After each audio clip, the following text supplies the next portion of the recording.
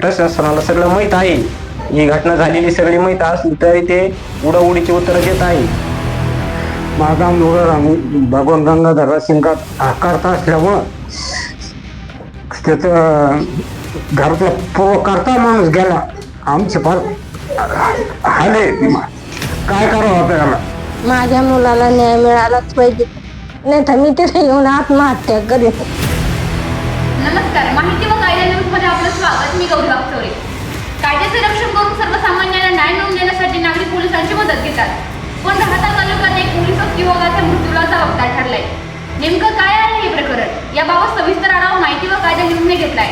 पाहूया याबाबतचा हा स्पेशल रिपोर्ट. एक पोलीसच ठरला एका युवकाच्या मृत्यूला जबाबदार.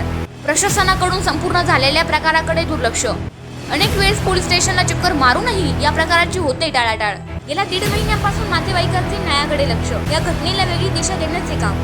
राहता तालुक्यातील वाकडी या ठिकाणी रहिवासी भगवान गंगाधर राशनकर यांच्या दुचाकी मोटरसायकलचा पोलिसांच्या गाडीमुळे अपघात झाला. यावेळी त्यांनी लोणी येथील पीएमटी दवाखान्यात उपचारासाठी नेले असता उपचारादरम्यान त्यांचा मृत्यू झालाय. हा अपघात त्या ठिकाणच्या प्रत्यक्षदर्शी लोकांच्या माहितीनुसार पोलीस विभागामध्ये कार्यरत कल्याण काळे यांच्या गाडीमुळे सदर अपघात झालाय.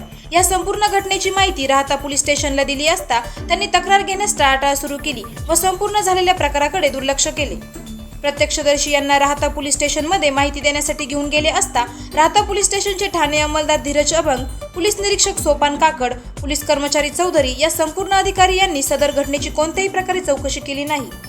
यावेळी झालेल्या घटनेची सविस्तर माहिती राहता पोलीस स्टेशनमध्ये दिली असता त्यांनी या घटनेवर पडदा टाकण्याचे काम करत अज्ञात चालक विरुद्ध तक्रार दाखल करून या घटनेला वेगळी दिशा देण्याचे काम केले व प्रत्यक्षदर्शी याच्यावर देखील दबाव टाकण्याचे काम यावेळी करण्यात आले.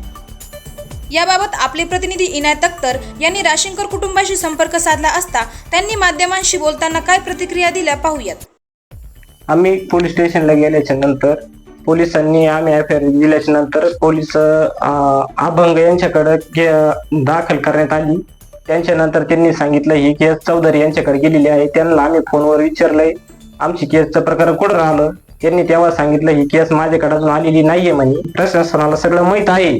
ही घटना झालेली सगळी माहीत असली तरी ते उडाउडीची उत्तरं देत आहे. हे माझ्या भावाला भगवानला न्याय मिळाला पाहिजे ना. जर नाही न्याय मिळाला तर आम्ही उपोषण करू, लागेल ते उपोषण करू, पण आमच्या भावाला हे न्याय मिळाला पाहिजे ही आमची कळकळीची विनंती प्रशासनाला. माझा मुलगा भगवान गंगाधर सिंगात आकारता असल्यामुळं त्याचं घरातला करता माणूस गेला. आमचे फार हाले, काय करावं आपल्याला. याला न्याय मिळालाच पाहिजे. माझ्या मुलाला न्याय मिळालाच पाहिजे, नाही तर मी तिथे येऊन आत्महत्या करेन. झालेल्या या सर्व घटनेची संपूर्ण चौकशी करून लवकरात लवकर योग्य ती कारवाई करण्यात यावी.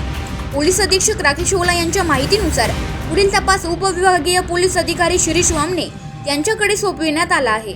आता तर या नातेवाईकांच्या तक्रारीकडे प्रशासन लक्ष देईल का? होईल का या ट्रॅफिक पोलिसाला अटक? मिळेल का न्याय त्या तरुणाच्या नातेवाईकांना? याकडे सर्व जनतेचे लक्ष लागले.